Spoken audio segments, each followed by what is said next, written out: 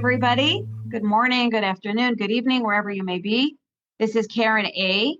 I'm here in Jerusalem with Ursula J, who's in the Afro-Euro Timezone. And we're here with the Afro-Euro Reco12 podcast. Reco12 is a family of recovery resources that you can check out at Reco12.com. We've got Noodle It Out with Nikki, the Big Book Roundtable, and of course, the original flagship Reco12 podcast series that was started by our brother, Justin B.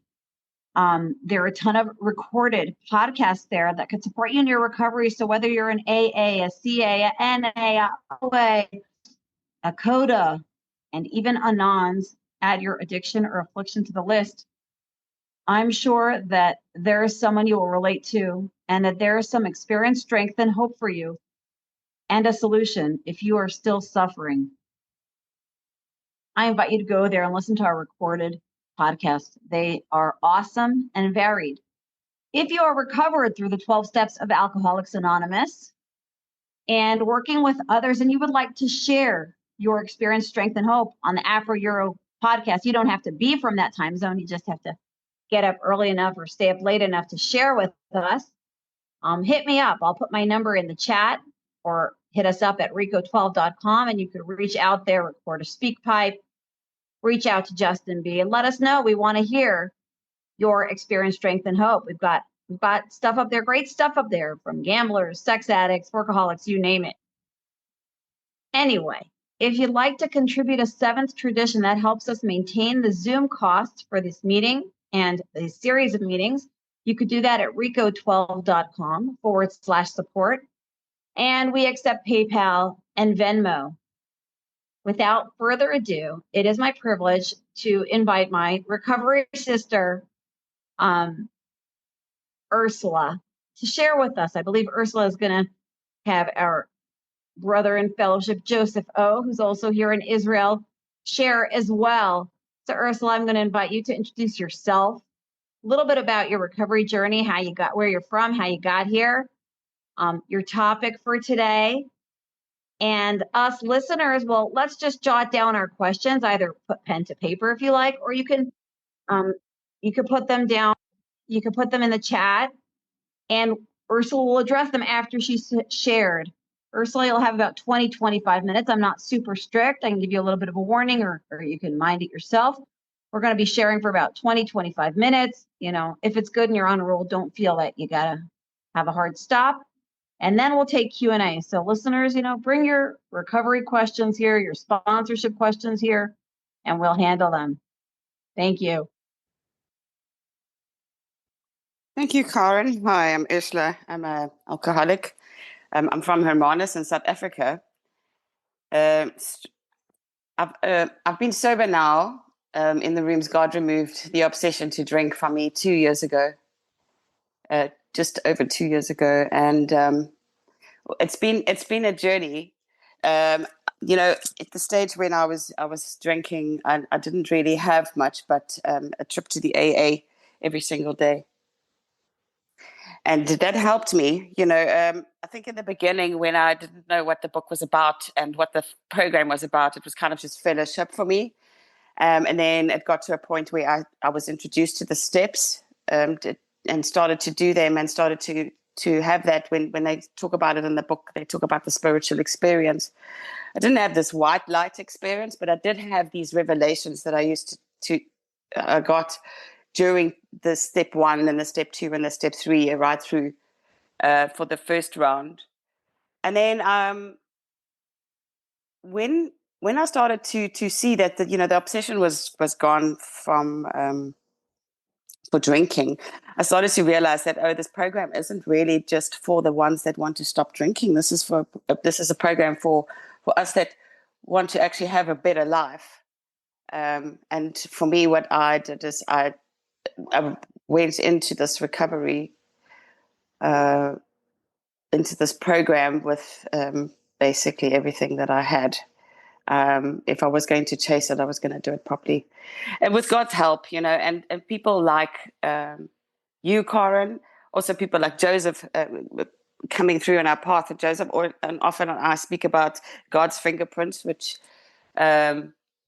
definitely was on the fact that, when when I chose recovery, or when I prayed for it, it came, and it was glorious.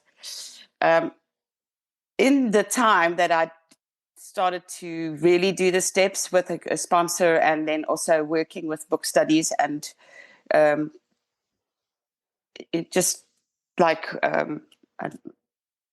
really, really, really paying attention to doing my step 10s and my step 11s and my step 12s, because during this time of having worked a round of steps, going into doing a second round, and understanding the emotional sobriety part about it, the step 10 for me and the step 11 was becoming a lot more important around my recovery, because if I'd set my day correctly, if I knew exactly what spiritual toolkits to pick up during the day for me to get to that point where I could go to sleep at night and say, okay, God, thank you so much for a great day, instead of, oh my, was I dishonest again? Was I selfish? And for me also, I didn't really know what that meant.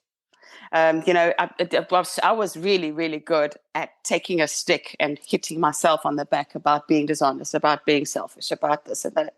And what happened is I would then start resenting the fact that I couldn't do the step 10 correctly. And luckily for me, I had people like Joseph around that I could phone, and a lot, it is important in the fellowship, or for myself at least, to have people around me that I do call or identify as God squads, people that I've given permission to be able to step in when I do call on a step 10 and say, like, I've got a step 10, please can we discuss it? Because I know that either way they're going to call me out or they're going to agree with me, but I don't know what that's going to be.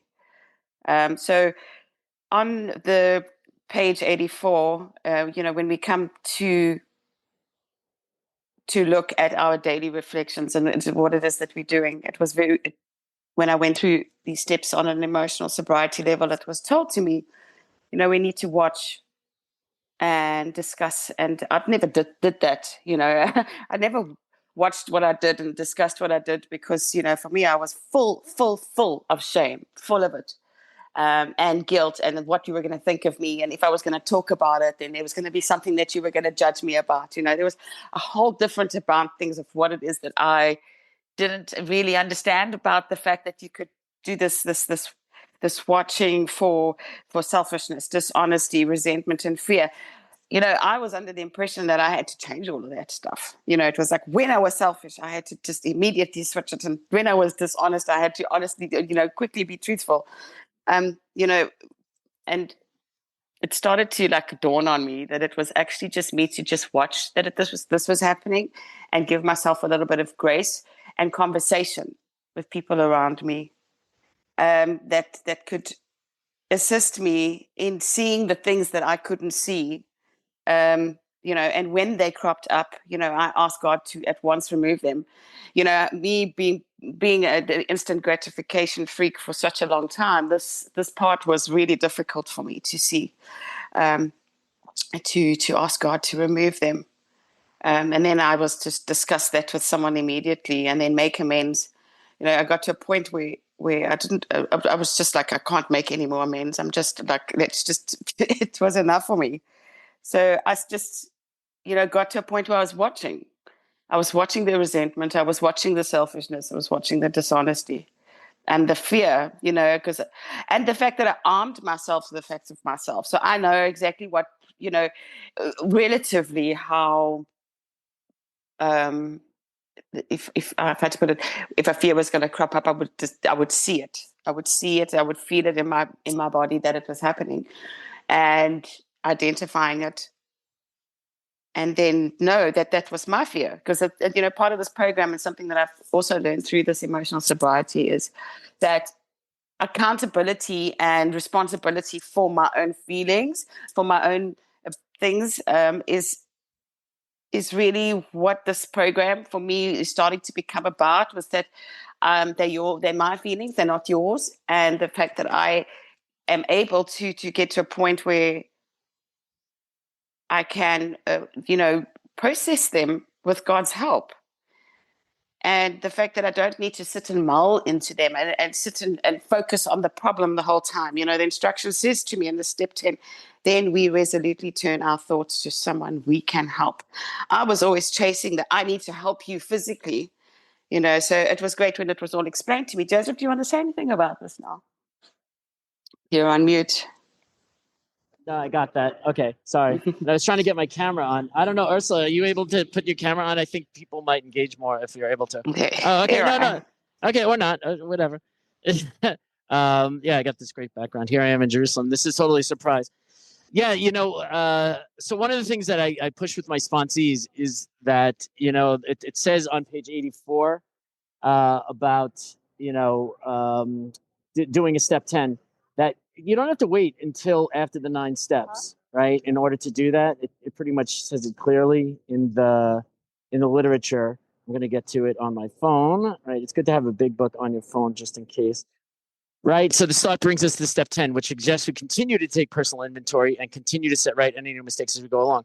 Right. So one of the things I cover with my sponsees is one of our first missions before we even get into cleaning up the past is don't make any more wreckage. Right. It's not okay that, that I live an unseasoned life, and make a lot of problems for people. I had one sponsee that was so clever that was like, oh, Joseph, you know what? I'm going to steal this thing and then I'm going to put it on my 9th step. And then I can go and pay back later. And I was like, this isn't like a loan program. You can't like just go around and do bad behavior and then clean it up later. And it says here, we vigorously commenced this way of living, which means to do a daily inventory as we cleaned up. And, as we cleaned up is the first 9 steps, right? Cleaned up the past. We've entered the world of the spirit, right? That's something that needs to be talked about, that Ursula and I, chat about, when something in our day is like happens randomly, so-called randomly or unplanned, just like this conversation, right? That I identify as God's work. We say that God's fingerprints are all over this, right? And we didn't God didn't speak to us directly, right? He stopped doing that when I quit the pills, right? But I I know that this is God's work to be done here, right? We've entered the world of the spirit, and that we need a guide to walk us through that. We need a sponsor to show us where the landmarks are in the world of the spirit. We have to know like how we're supposed to conduct ourselves, right? Today I wake up, and I try and add to the world as opposed to thinking, what am I going to get out of this? And what about me? Right. And then it says our next function is to grow in understanding and effectiveness. Right. And that's referenced back on page 77, which says, that our true purpose is to be of service to fellows and to God. And this is not an overnight matter. This was written specifically for Ursula, who thinks that everything should, happen overnight, right? The perfectionists out there, right? That we should all of a sudden be great, right? Start, everything should happen with a bang, and it should continue for a lifetime, right? So it gives us, like Ursula had said, some kind of grace, right? But these are the things we have to watch out for. Continue to watch for selfishness, dishonesty, resentment, and fear. Right. And these are the things that, I call the dandelions, that they're above ground things that are going to warn us that we're back to having the same root of our problem, which is back on page 62, that selfishness and self-centeredness, that we believe is the root of our trouble. You know what, Ursula, you want to finish up that page and just say how you do it? If you have page 84 open, right? Because you were saying, about when these crop up. Details. Thank you so much. So, when these crop up, we continue to watch for selfishness, dishonesty, resentment, and fear. We ask God at once to remove them. We discuss them with someone immediately and make amends quickly if we have harmed anyone. And then we resolutely turn our thoughts to someone that we can help. And love and tolerance of others is our code. A lot of people have that confused, and I did as well for a long time. It's like I just wrote there, love and tolerance is our code, not really understanding that was for other people. Because as I said before, like I had to identify that, and this is a nice place for me to sit with Joseph. We can talk about the 4 absolutes, because that was pretty much like how my decisions got made, or starting to get made at the moment. Because, what does honesty mean for me? What does dishonesty mean for me? Because, I had to start to identify these questions a little bit differently. Like honesty was candid, direct, forthright, open, sincere, and truthful to other people, but also to God and myself. And then unselfishness, which was selflessness, altruistic, considerate, thoughtful, concerned for others. I didn't know what that meant at one stage because it was Ursula, just all about sorry, me. can you just pause for a second, because I think this bears some elucidation, right? So we can go one by one and maybe banter back and forth. Perfect. But the honesty thing, right? So the big book mentions very often honesty, right? But it has the first reference, right, where it talks about honesty is on page 58, where it says that some of us have been unable to be honest with ourselves, right? And that's when the big book mentions honesty, that's really what it's talking about, honest with myself, right? What I say to you isn't so important, and it is a direct function of whether or not I can be honest with myself. If I'm lying to Ursula and I'm saying, oh yeah, I'll pay you back on Friday, when I definitely don't have the money, right? Yes, I'm lying to Ursula, but I'm lying to myself, right? I'm lying to myself that I think I can manage things, that once again, I'm going to try and outrun trouble, right? And that brings me all the way back to my first step. I do that with my sponsees, right? When they tell me that they're engaging in lying, or just duplicitousness. All they want to know is, oh, should I go and make an apology? And I say, no, it's not just about making an apology. You have a problem deeper down. You don't trust God. That's why you got to tell some story. You got to tell some girl that you have a Maserati, right? When really you're driving a Toyota Corolla. Why do you got to do that? Because you don't trust God, that this girl's going to be impressed, that you got to. What happens when she finds out you got a Toyota Corolla? Your brain's whispering to you, oh, I'll work it out then. I'll work it out when. Yeah, you're going to work it out with a bottle, right? That's not how we do it today. So, the honesty point, right, again, is just, so that we can go drill back to how we're treating ourselves and our relationship with God, right? It's not that we can cheat God or, do a workaround or anything like that, right? And Ursula and I have had some very deep conversations this week about things that, she's been holding on to, and like, she was honest with me and told me about it. But, I had to point out, that like for a while you've been holding on to this. Have you been honest with yourself that these things are going to go away? And she was up on that. And she said, I got to take care of these right away. Got to put on her big girl slacks and get into business. And I was very honored to be a part of that. Okay, Ursula, you want to continue? Okay, the next one.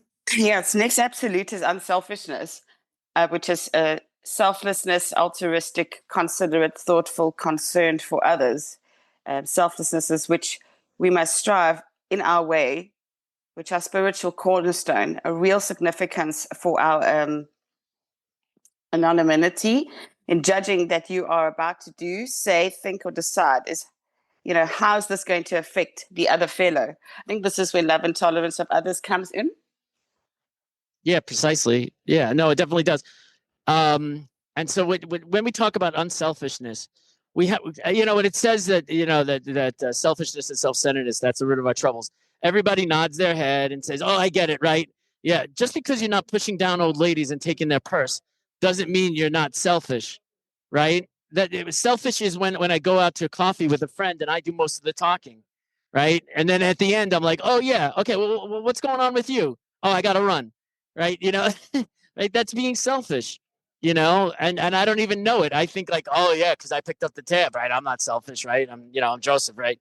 I give all this time to everybody or whatever. No, but if it's just for my own self-aggrandizement, or if it's just, what can I get out of this, then I have to take a look at that, because selfishness ultimately, right? The reason I was trying to manage life to good purpose and to get my fix out of it is because that's what I needed. And when that doesn't work, then I'm going to turn to the bottle, or I'm going to turn to a pill, or I'm going to get on Tinder, or whatever it is, right? Like all the guys that went at the rehab I was volunteering at, they took their phones away for 60 days, right?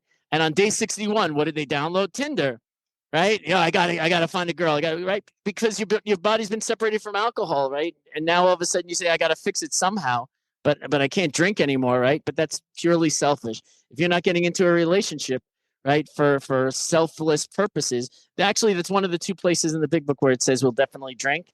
Right? If it says that we continue to harm and are not sorry, we will definitely drink. This is not theorizing. These are facts from our experience, right? And that's something I have to take notice of, right? If it tells me that I'm going to drink if I get into a relationship for selfish reasons, right? It's definitely something I have to take a look at. All right, Ursula, you want to continue?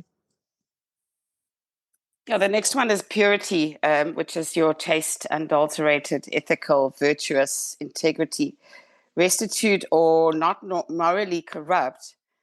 To test this behavior of purity, we have to ask ourselves, is this right or if this is wrong?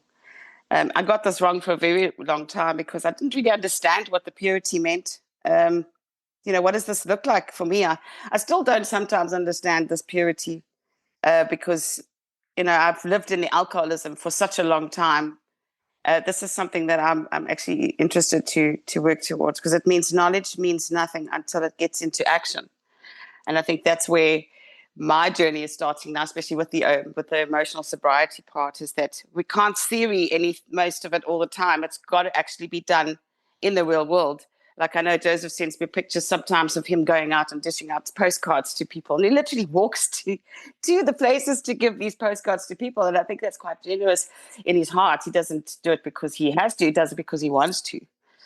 And it's those type of character things that I see in mentors that I've got that inspire me to go out and to send someone a gift, tell them how much I care for them, not for any other reason, but because I mean it. And it's because we working for God now, right? Oh yeah, for sure. Right. And yeah, I believe that I have to be a pure vessel in order to serve God. He's been so good to me, right? That when I wake up, I look at it as if I'm in debt, right? Who am I in debt to, right? Besides God, I'm in debt to to the sponsors that have invested something like 10,000 hours in me, right? And so when I go and I do the things that I do, right? People say like, "Oh, Joseph is a great guy. He's showing up for us." That's not true, right? I'm doing it for the reasons that Dr. Bob talked about, right? For number one, sense of duty, right? That I'm uniquely qualified to speak to other alcoholics, right? And imagine on a plane, right? If a plane, some guy's choking, and they say, "Is there a doctor on the plane?" And the doctor's like, "Yeah, but I'm in the middle of the Avengers, right? Can you wait until the credits, right?" He has a sense of duty to go help this choking guy, right? And so I have a sense of duty that I have to get up, right? Just like coming on this thing this morning, I didn't envision that this was going to be a part of my day or whatever it is, but when Ursula asked, I was honored to be a part of it, and that's just that's the way I look at things. But it's not for the praise and not for the cash and prizes, right? I look at it I look at my lenses have been screwed in properly now that I've attained some kind of spiritual experience, that I see things differently, right? So I see these opportunities. And when she was saying about, walking around doing the thank you cards or whatever, right? That's because the mail in Israel is just so bad. I used to be able to drop it in the actual mail, but they'll get it, like around Rosh Hashanah time, which is like 8 months from now, right? So I had to walk in order to do it. But every moment and every step that I put in on that is building my character, right? Many of us don't realize it, that the reason why we had such a bad time in our lives and had to turn to the bottle is because I had a character that needed a drink, right? I was continually trying to run away from problems. I was continually getting into other people's business. I was continually looking to satisfy my own needs, right? You know those people who when their their number comes up on your phone, they're going to ask you for something, right? Don't be one of those people, right? I have to pay into the system today, right? If you pay into your spiritual bank account on the sunny days, then you'll have something to draw on the rainy days, right? If life is good right now, don't forget, to put something in for the rainy days, right? Call into people and, ask them how they're doing, right? Because they're not going to take your call when you're suddenly in jail, right? Or whatever it is, right? That's if we view life that way, then we're continually planning. I'll end with this, right? I'm a believer in the power of prayer and everything, like that. I really do. But in looking at our literature, right, Bill Wilson's experience in 1935, right, in Akron, I don't see that, that he turned to prayer, right? I'm just saying that if you go read it on page 154, right, it doesn't seem like he turned to prayer. He didn't go to a meeting, and it said he wanted so much to talk to someone, but whom, right? He wasn't looking to get advice. If he was looking to get advice, he would have gone and talked to the gay crowd in the, not that kind of gay, but the crowd in the bar, right? So today, I don't understand why a lot of people, put on the chats and stuff like that, oh, does anybody have time for outreach and this and that, right? It's a bastardization of a term that I learned when I was coming up in 1996. That outreach meant reach out. I call you and I ask you how you're doing, and that will relieve my alcoholism.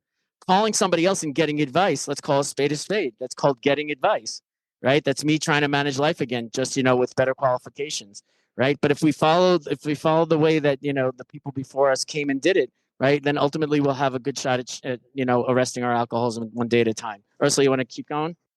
Yeah, thank you, Joseph. The next one is love, which is warm liking, affection, adoration, devotion, fondness, tenderness. It says here that we offer love, we offer our lives, we are prepared to give it. I was born into selfishness and self-centeredness. So this love thing for me was like, how do you show up? How is it that I can show up in this fact, that's love, the selflessness that, the book talks about. And when I got onto page 62 and I started to realize that there's no ways that I'm going to do it by myself, I had to have God's help. And it was such a relief actually for me to get to that point where it was like, I'm going to be doing this. And the fellowship of the Spirit actually is love. And that's pretty much exactly what it is that I've, and then Joseph explained to me how our defects actually stop us from experiencing that love, especially with God or your, higher power. And how the husks that explains that we have to unpack in the defects of character to get to that point where we can actually have that proper fellowship of spirit with God. That is ultimately love for me, in my point of view, at least. And I could not do that myself. There was no ways that I was going to remove any defect of character, and that God's, it says here on page 62 that God makes that possible. That there often seems no way of entirely getting rid of self without his help, and that no moral or physiological convictions galore, but we could not live up to them even though we would have liked to. We had to have God's help. And what I liked about this was that it introduced me to a whole different world. Perhaps there's a better way. Perhaps there was something, Bill's writing in this book was actually quite interesting, because if he said to me, there is a different way, I would never have listened because I do have alcoholism. But now it says perhaps there is a different way. And that was what I got from this, was like the world that I've been living in for such a long time, and taking that third step made me see that the fellowship of the Spirit was a whole new world. It was God's world. It was love. And things weren't working in an exchange thing for me. It was kind of like, I'm not going to give you this so that you could give me that. It was kind of like selflessly doing it out of a place of knowing that I'm working for God at the end of the day, and I've got a different employer. So right. that was what I got. No, absolutely. No, so this idea about love through no fault of our own, right, has been, twisted and made, incomplete in our minds. Right. We talk about love today and this and that. Right. And so when my students, right, I teach in yeshiva, right, they talk about love and this and that, and I'm like, imagine the scenario, they say, I love fish, right? You're sitting there scarfing it down. You don't love fish, right? If you love fish, you throw it back in the water, right? What you love is yourself. You love the feeling that fish is giving you, right? So when we use words like love in English and stuff like that, we have to understand ourselves. I got a good definition of love from M. Scott Peck. He wrote a book called The Road Less Traveled, right? And he said, love is the willingness to extend oneself for the spiritual growth of another, right? That means that when I go to a coffee date, right, I have to listen to what's going on with the other person, right, when they're talking to me, not just waiting for them to shut up so that I can come in and give them the solution, right? I have to honor what they're talking about. That's love, right? It's not loving myself where I just, I can come and like shoot the answer or something like that, right? And we have to remember that with children and spouses. It'll make for a much more healthier family dynamic, right? When we talk with our children or we talk with our spouses and ask them what's going on, right? That we don't just jump in with a solution, right? Because that's not love. That's just, that's shouting them down, right? It's maybe uncalled for. My sociology professor when I went to school for psychology in Binghamton, New York, shout out Binghamton. He said that, let me tell you, you know, the story about my wife, right? Last night, he said, you know, I come home and it was snowing, right? It was snowing really heavy. And his wife finally makes it home and she's like, oh, you know, oh my God, right? I was driving down, you know, Parkside Lane and, you know, there was a tree fell and this and that, whatever, right? You know, and so he turns to her and he says, well, why don't you just drive down the highway, right? They plow that first, right? And she starts crying and runs into her room and slams the door, right? So this is a sociology professor and he's mystified, right? And then he said to himself, he wasn't showing her what she needed, which was empathy for her experience. That would have been love, not telling her, you know, that she should drive down a different street because the plows, you know, do that early. And we have to be mindful of that, not just so that we'll get along with other people, but you know, on page 63, right? You know, it says that we have God as a new employer. What is my employment contract saying, right? That I have to stay close to him and perform his work well, and he'll take care of the other stuff that I'm worried about, right? Those 5 areas that we talk about, you know, health, legal, finance, friends and family, romantic entanglements, and legal, right? He's going to take care of those things, but I have to do a good job for him, right? And that means listening to others, doing for others, right? Showing up on time, right? And that's showing love for the world. And I think that then my employer is in a much better situation that he's going to do for me, right? Rather than me trying to do things for myself. It's not that we have God as a co-pilot today. I know that's a book, whatever, and like, you know, I don't know. I actually didn't read it. I just saw the title when I was working in a library once, right? But it's not that God's a co-pilot, right? He is the pilot, right? I'm the one that, you know, has to do, you know, what he's asking, and then things will work out much better, rather than checking in with him like a relief pitcher in baseball. Those of you who follow baseball, right? When I get into trouble, right, then I need God to come bail me out, right? It's much better if he starts, you know, as a starting pitcher. And so when I start my day, right, the big book says that, you know, the default state of the alcoholic is to be restless, irritable, and discontented, right? So if I don't have some rituals to get me out of that, right, because my alcoholism woke up, you know, 10 minutes before me, right, and it's strong, you know, if I don't have rituals. So I wake up, I do my prayers, I read page 63, you know, the employment contract, right? You know, and I make a conscious effort of how am I going to align my day now in accordance with God's will, right? And there's ways that we can figure that out. One of the things that Ursula and I talk about a lot is having a God squad, 5 people that are around me, right? That can universally give feedback on my life. This is misunderstood in the rooms, right? When we use that term God squad. It's not my cheerleaders, right? You know, I know who I can call if I want to feel good about myself, right? These are people that are going to tell me, right, Joseph, something's off with you, right? I noticed in your share that you're kind of dark, right? You know, like maybe you should take a look at that. What's going on in your life, right? And, you know, and then they'll do just like Ursula read. I'll resolutely turn my thoughts to what I can do for others, and that'll get me out of that dark space. Right. But if I don't have a God squad, then I'm trying to do it on my own again. Right. And that's going to lead to a bottle or a pill. Ursula, you want to keep going? Yeah, so I just want to end with this. I think we're over on our time, but it says here on page 85, which, you know, completes the step 10. I don't think we're going to get to step 11, but it talks about here what we really have is a daily reprieve conjunct on the maintenance of our spiritual condition. Every day is a day that we must, instruction, carry the vision of God's will into all our activities. And how can I best serve thee? Thy will, not mine, be done. These are the thoughts which must go with us constantly. We can exercise our willpower along this line all we wish, because this is the proper use of the will. And I love that. I really do, because it makes, you know, especially now with the emotional sobriety part, because it's not about the bottle anymore. Now it's just like, now it's like showing up in life itself.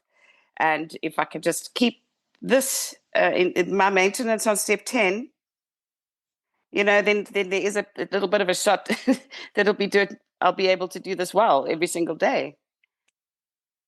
No, absolutely. You bring up an awesome point that this is something that needs to be said, you know, that, you know, when I say I'm a recovered alcoholic, it's not that I've been cured of alcoholism. Page 85 says clearly we're not cured of alcoholism, right?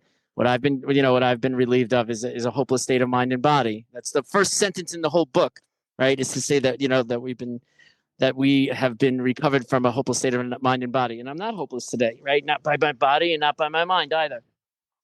Right. And so the thing is, what that line says, and a lot of people misquote it, right? This is shout out book study, right? This is why we need to go to book studies.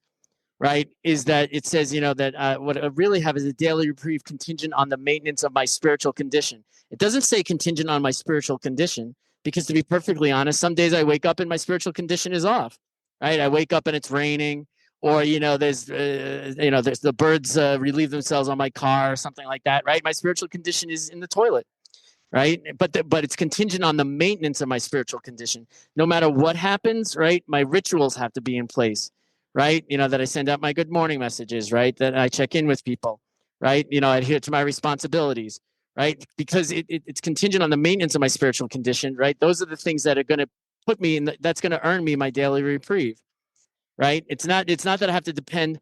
That's how we used to be, that we used to focus on like random things happening in the day. We pushed around by the forces of good and evil and this and that. And just luckily, right, we'd make it through without a drink, or luckily unluckily we wouldn't. That's not the way it is. We do have a degree of control, right? That now we've heard the message, right? You've come to this meeting, right? There's no random things, right? You got to hear the message. You've been made aware of, the ways that people are succeeding in this thing, right? And that line that Ursula read, actually, I'll ask you to read it again, Ursula. Could every day we must. Oh, I'm sorry. Do you have it? Yeah, we Every do. day. Every day we have to carry the vision of God's will into all of our activities. Right, exactly. And that is right. It's pretty clear. Every day we must, right, carry a vision of God's will into all of our activities, right? If you're a highlighter, right? I know Ursula's got her highlights and her post-its all over everything, right? If you're into highlighting and stuff like that, that's a line that you have to take seriously. It's not just for throw pillows, right? Oh yeah, I have it on my throw pillow, right? No, it's actually a day that we have to live, right? How we treat other people, right? I'll be honest with you. Some days, right, I have to get in touch with the sponsee and I'm kind of in a funk, right? But it's not okay that I just call them up with me in a funk. I have to get myself settled and I have to say, you know what? I'm doing God's work here. I don't get to voice my opinions about how dark the world is, or, that things aren't working out or this or that, right? Because my job is to be there. It's another thing also, any of you guys that are sponsoring, if you're doing a fifth step, if you're taking somebody's fifth step, right?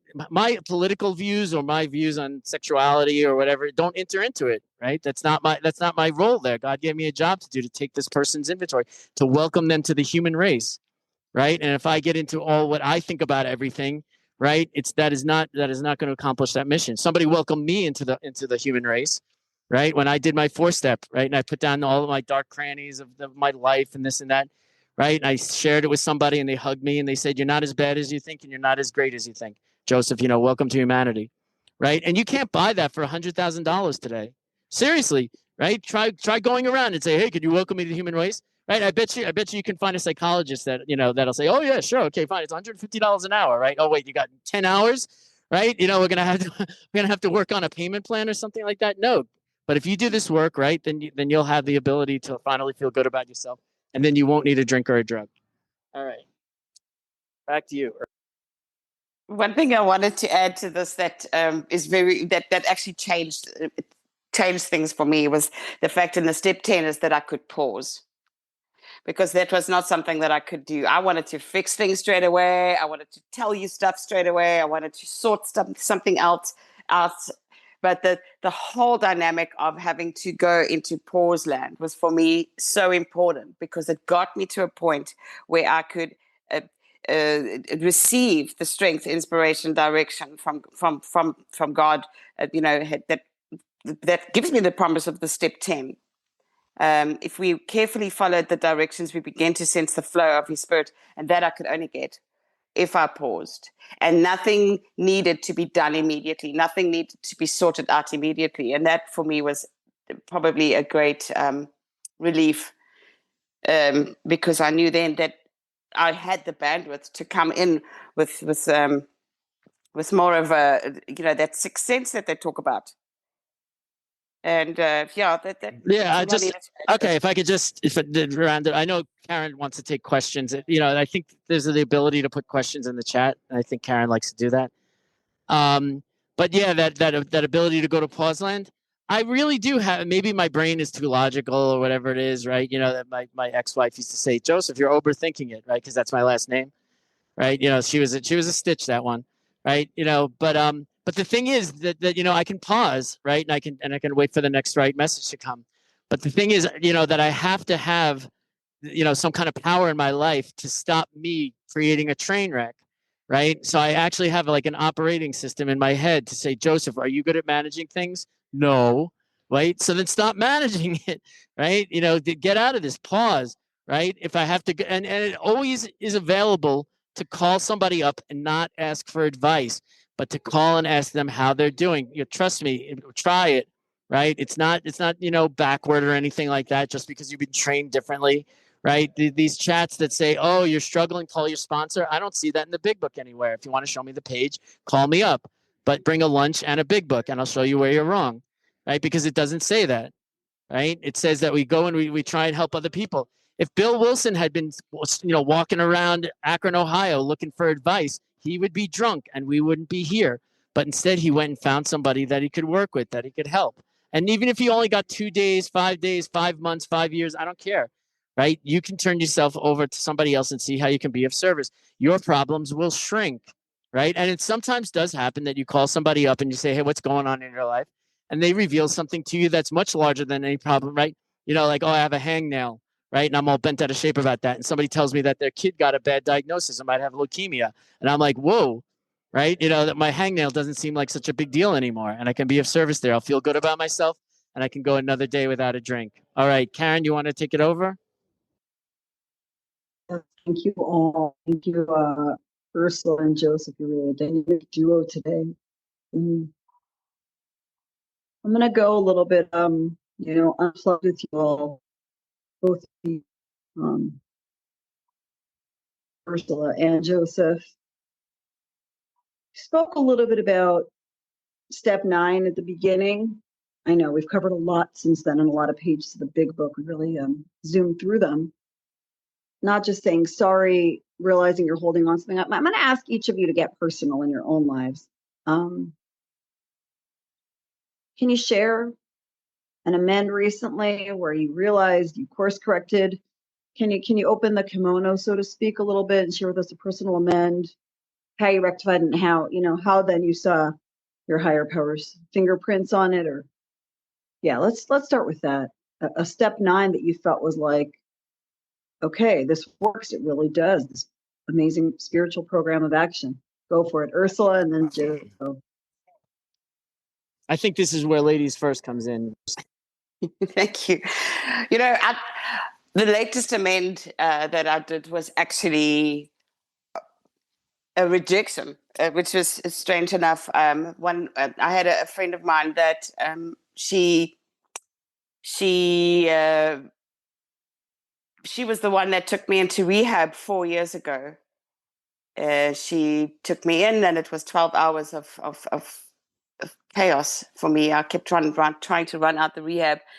And, you know, she stopped speaking to me right afterwards because the arrogance in me was on a new level. When I started to get through to the step 9s, she came on my inventory. And I wanted to say sorry and make an amend for it because I was given, you know, obviously when we do the amend, and I approached her for it, she said to me that she's really, really great, happy that I'm doing what it is that I am doing, because, you know, this experience, strength, and hope needs to be done for. This is how I do service. But she didn't want to accept the apology for me, which was big for me because it was like I was doing so well with all of my inventories. And then she said to me, no, she doesn't want to talk to me. But I got to see that this program isn't just for me, and I don't know, like I'm really not sure how to process the fact that she doesn't want to talk to me about it. But that was my latest one. Well, look here. I'm sure Joseph had the same thought. You did great, right? You cleaned up your side of the road, which is all you're supposed to do. And I still relate to that. You know, whatever that pain, having empathy, like, you know, that, you know, we're no longer running the show, right? Which means, you know, the plot may have taken a certain twist, and it might even be sad for us, those with failed relationships, those of us. Looks like Karen's. I think Karen, yeah, it does that sometimes. God did for us what we couldn't do. All right. So, Sorry, guys. oh, you're back. Okay. I'm back. Yeah. See, it doesn't always go as planned. Case in point. And Zoom doesn't want to hear what I have to say. The other person doesn't want to hear what I have to say. But it's like you did your part, and just for today, that kept you sober, and all the people you're sponsoring, and those you're listening to, those who are listening to, you did your part, and that's awesome, right? I'm not like a slogan person, but we do our best and let God do the rest. It's like and did you do the four absolutes? Were you loving? Were you kind? Were I paraphrase. You guys are better quoters than I am, but like it sounds like you got 4 checks across the board, and that's it. Done. And you could keep praying for her, of course. I think you're good. Joseph, you want to chime in? Yeah, sure. Okay. All right. So this is an amends that I made recently. It was a 10-step, right? So what happened was I'm this speaker seeker for the Jerusalem meeting Saturday night, right? Actually, I'll be speaking there this Saturday night, right? If anybody's interested, I'll put stuff in the Jerusalem chat, or you can text me. Karen, can you put my number in the chat, because I can't type right now, just in case anybody wants to be in touch with me about anything. Or Ursula, if you could put my number in the chat, or Maybe, not. yeah. It's okay. It's not quite easy for me. Okay, Yeah. fine. Anyway, right. So I'm the speaker seeker. So I was in touch with a friend of mine, right? And her I love and respect. And so I said, can you be our speaker? And she was like, I really have a lot going on right now, so I'm not making any new appointments. So I was like, okay, how about January, right? This was back in December. So I was like, how about January, right? So she wrote back. I'm cutting and pasting what I wrote earlier, right? I'm not taking any new appointments. And it was kind of sniffy, right? Like, get out of my business.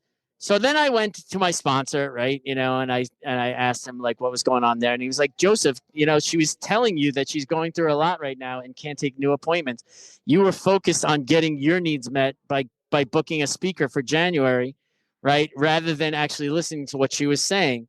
So you owe her amends, right? So what I did was I left her a message, actually, because I was afraid that the interaction was going to go, that I was going to apologize. It wasn't going to come out right or whatever. So I left her a message just saying, here's what was going on. Here's what I was doing, and then I sent her this meme that say, I suck, like this guy holding the sign to say, I suck, right? Just so that she would get that, like, I get it. And then she wrote back to me, right? She actually called me. She said, you don't suck. And this is what was going on for me and whatever. And I was able to be a real friend to her and do God's work. What I thought, I was being confused by the fact that I had some overriding need to book this speaker, and that was God's work. And this is why I'm not a big fan of the just do the next right thing scenario, right? Because my brain will lie to me and say the next right thing is to get me an iced coffee so that I can be in a better state for the rest of the day, right? And that's what I need to do, when in reality, that is just not true.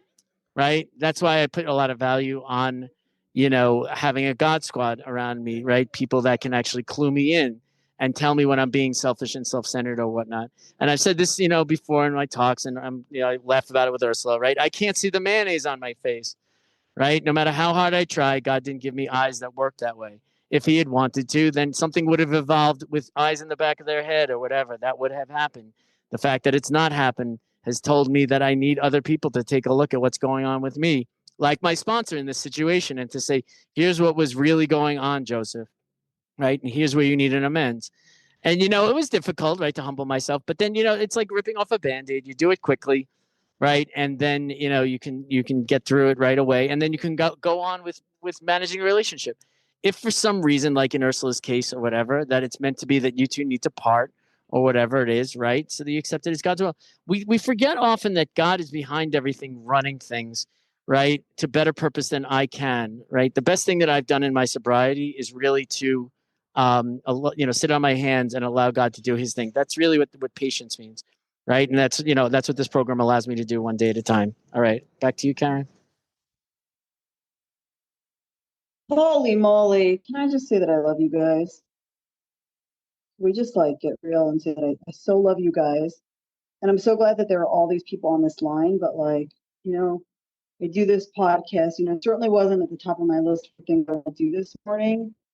And you guys just gave me the biggest gift. I think I'm the jackpot winner on this line today, as I always am, and as I'm sure any of you are when you host a meeting, do service, share, what have you. So I just love you guys. And for those who are listening live or recorded, Joseph said it more than once. What we're hearing here is humility. And why am I overflowing with love for these guys? Because, higher power just put that into their mouths. That's what I needed to hear, right? When my Zoom cut out later, I don't know if I talk about my teens, it might cut me out again. The Zoom is clearly on their side. But it's like, this is not easy. Simple, not easy. A price had to be paid. Is it okay when they have attitude or mouth off? Probably not ideal, right? Not the picture perfect, Brady Bunch, thing I like to hang above the fireplace, right? But it's like, how can I be helpful? What I'm just hearing in Joseph's beautiful share and Ursula's beautiful share is like 10 tons of humility. So like, yeah, I want my team to talk nicely. I want my team not to be angry and isolating and like cutting me out, because I'm full of selfishness, dishonesty, self-seeking, and 10 tons of fear, and more fear. And like my big book says, when I'm in my, fear means I'm in my addict brain, right? That's the devilmans. I cannot differentiate the true from the false. I think it would be a really good idea to tell them I'm going to cut off their allowance. Or I think it's a really good idea for me to tell them I'm going to, if they're always on the phone and being rude and never talking to me, that I should cut off their cell phone. Right. But like Joseph said, thank God I have a few people who will put the brakes on me. Or what about this one? I'm a coda and I invited a really abusive relative away from me. And my god sister was like, before you have any interaction with that relative, I command you to call 2 people in recovery to check it with them, because you cannot differentiate the true from the false in your codependent relationship, whether that's with your mom, your teens, your little kids when they're having the temper tantrum. Joseph, I'm all too eager to hear what you have to say. Go ahead. No, okay. So one of the things that you just sparked in me was what one of my rabbis said this week. He said that a hummingbird and a buzzard both fly over the same field, right? A hummingbird is looking for something beautiful, and a buzzard is looking for something dead and rotting, right? So I have to question, like what you're saying about your kids and stuff like that, right? Like they're healthy, they have their eyesight, right? They're not, they're not handicapped or crippled or whatever it is, right? There's plenty of things that you can look at long before you get into the fact that they're not listening to you, right? Because that, sort of reeks of ego a little bit, right? There's so many things that you can or let's make it more, those who have teams relate, but like, let's say they're yelling at me, not something like, Karen, on this call, you have not said one good thing about your children. I said it's the devil, but no, I'm just saying, let's say it's not something. I'm just telling you because I'm listening, and you said you're on this call for a reason. Tell me 3 good things about your children. Okay. Well, okay. I was going to ask you a question. Kind of takes you a while. No, right? No. I have a lot of good things. Then to say them. I still had a question. Yeah. Okay. They're all really smart. Okay. Thank God. They all have their health. They're all talented. There you go. Right, and that's going to bring challenges with them, just like anything. Just like you when you were young. I'm not calling you out. No, I'm just saying, like, what do I do when they're yelling at me or literally like, I know what you're saying, and I just told you. Go back and count 3 things that are good about them, right? Because you're coming to address a threat. That's what we do here. Go back to page 66. Karen, just wait. I'm going to talk while you're interrupting. Right? Go to page 66 and say, this is our course, right? That the people around us, although we did not like their symptoms, they, like us, were sick, right? And then you no longer see them as a threat, right? Like the guy in my office who takes my stapler, right? Without asking, okay, right? And I look at him as a threat. And then I have to say to myself, somehow in his household, people didn't train him how to ask permission. and I don't like his symptoms, right? But he, like me, is sick. And then I level the playing field, right? I get it, Karen. You're a single mom and whatever, and you don't always have backup and stuff like that. I understand. I get it. But I'm telling you, you have to go to pause line and then say, let me find 3 things about these kids that I really adore. Because God can I arrange that love those. what you said about the, what was it, the raven or the mockingbird? What did I mess No, that it's up? I'll say it again, right? The hummingbird and a buzzard both fly over the same Mm. pasture. One's looking for something living and beautiful, and the other's looking for something dead and rottening. It's the same That's pasture. the best visual I got today. I'm I'll send it to you definitely, later. yeah. I'll send it to you later because you'll be onto Yeah, I'm other in stuff. buzzard mode. I get it. Yeah. Full of, Okay. we'll take it back to the big book, we must not drift, into morbid thoughts, self-pity. Yep. I mean, because that's where I get into buzzard mode, right? I'm telling you that this is like that's with everything. Trust me, I managed a business, right? I managed a $38 million a year business back in Los Angeles, whatever. And the responsibility was on. I'm just saying, like I had everything on my plate. No, but before I went into accounting and I had to haul ass, right, because they weren't doing their job, I had to say, what do I like about these people, right? Because I was going to tear them a new one because they weren't sending my spreadsheets on time. And if I went in just with that as my mode, then I would have had a lot of unhappy employees. But instead, I had to go and say, you know what? I like these guys, right? They have families that they're trying to support. They have stuff going on. It's a Christmas season, right? They have other stuff to do, right? And if I just went in and like hauled ass, right, then I would be the loser and I wouldn't be serving God, right? So that's actually what I did, Karen. I went to Puzzland and I said to myself, you know what? What's some good things about these, right? And if I fire the whole department, right, then it's going to be on me to come and be accountable for that and to go and find new people to do their roles, right? And so, I mean, with your children and stuff like that, right? I'm sure you have tons of things, right, that you'll. And I'll end with this or whatever, this little thing. One of the things that I learned when I was in management training was it's so important to catch people doing something right. Right? We can always catch them doing something wrong. But when I send a $50 bonus to one of my salesmen who helped train one of his coworkers, right? That's worth a lot more to me than telling somebody else, that, oh, you didn't hit your sales statistics this week or whatever it is. Go and give your kids a treat. I'm sure you do it, Karen. You don't have to tell me now, right? But do it more, right? Because then it will serve you well in the long term. I think what we also must remember is that in the step 10, it tells us that this is not an overnight matter, and that our next function is to grow in understanding and effectiveness, and that is not in for me, but for to see what it is that I can see from other people's point of view. I also had that situation with my son this week where I had to honor a few things that was going on in the relationship that I was at, where I'm at with him. Nothing wrong with the situation, but also Joseph pointed out to me is like, how much do I trust God? How much can I hand it over to God to say, where do I want to manage the situation? Where do I want to manage the feelings? Where is it that I'm protecting myself at the end of the day, or my ego from this whole thing? And Joseph actually did ask me, he said to me, how much do you trust God? Your program of action, this is where you have to show up for yourself in your relationship with your son, or with any child of God for that matter, to like, okay, that my kids are being held just as much as I am. And, in that part when they say, in this new world we live in now, let go, let them, whatever. It's trust. It's like, stand up for the goodness, for the love, for the, bringing the absolutes into the picture, for me to say, this is a big one for me. This is something that I really battle with on a good day, is codependency, people pleasing, all these things. I want to make it okay, but sometimes I can't do that.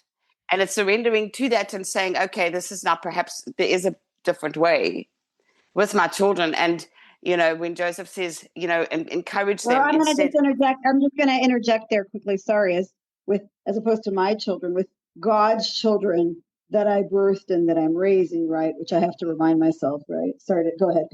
Just like that was my big takeaway. It's like, it's not my kid, my team. It's God's team that is living in my house that I have the honor of trying to help teach some, some good stuff.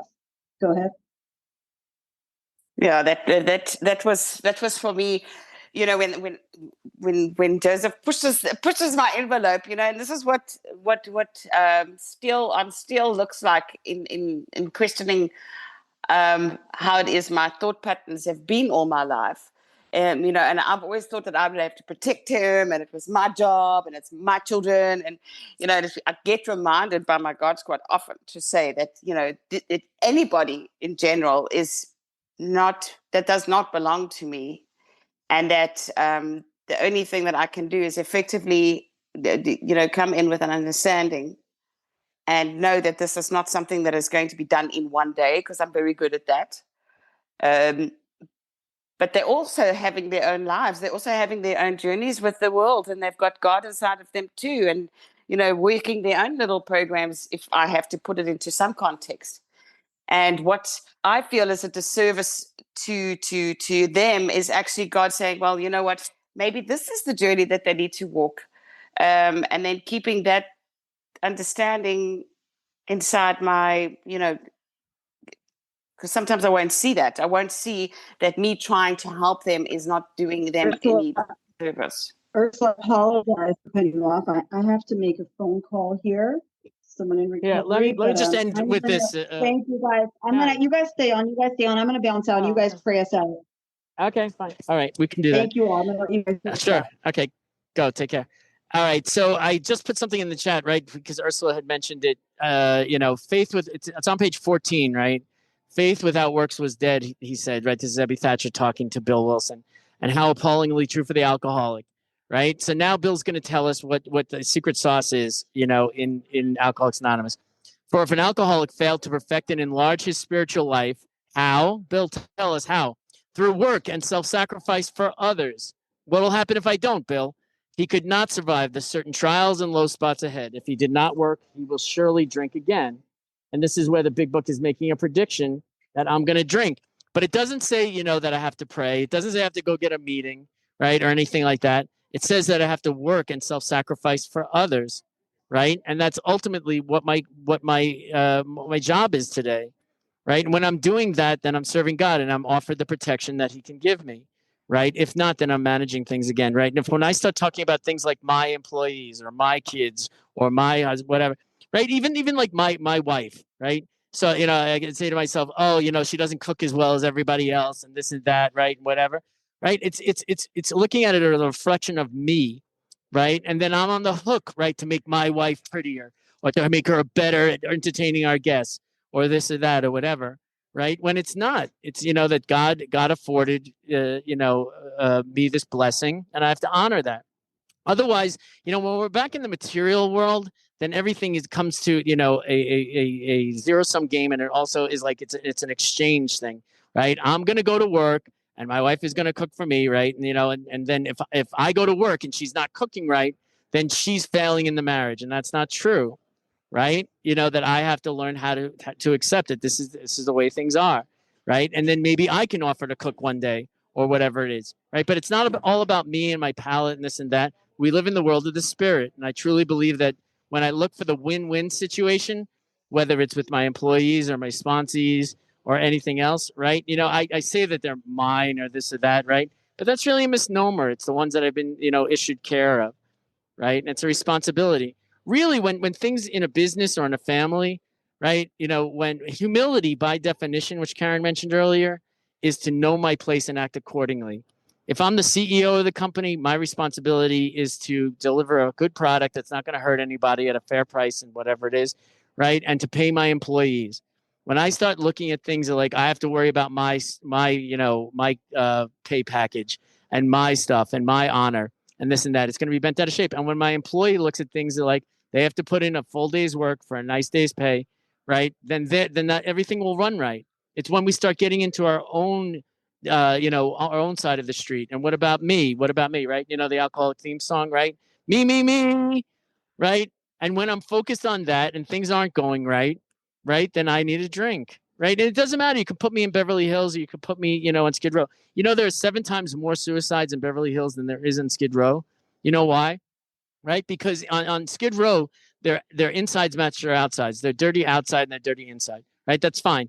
But when you put somebody in Beverly Hills, right, and they don't think that they deserve to be vice president, or they don't deserve these great blessings, right, or their next door neighbor has a better car than them, right? Then they say to themselves, "Oh my God, I can't stand this." They can't see their blessings, right? When we get into self-pity mode, that's the worst place around, right? And there's a way out of that. I'll say it quickly because Karen left us, right? Just, if you get into self-pity mode, which is one of the things that's identified on page 62, right? It says we have to watch out for selfishness, self-delusion, fear, self-pity, right?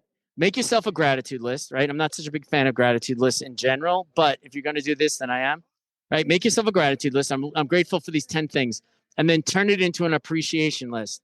If you're grateful that your mom is still alive, call her up. If you're grateful that your kids are healthy, then show it some way. If you're grateful, I mean, like, I don't want to call Karen out, but right, I challenged her to name 3 things about her kids, right? And it took like a full 3 minutes, right? Only because she's not thinking about it all the time, right? And if she was, then she wouldn't have these issues about the kids aren't doing right or this or that or whatever, right? Anyway, I don't know, Ursula, you're just going to take us out, and then we'll do prayer. Thanks, Joseph. Yes, thank you. I've got a step 10 prayer that we can call out. I know I've got nothing else to say. Thank you so much to everybody that has joined us. And I hope you have found something from this hour. Okay, step 10 prayer for growth and effectiveness. God, please help me watch for selfishness, dishonesty, resentment, and fear. When these crop up in me, help me to immediately ask you to remove them from me, and help me discuss these feelings with someone. Father, help me quickly make amends if I have harmed anyone, and help me to resolutely turn my thoughts to someone I can help. Help me to be loving and tolerant of everyone today. Amen.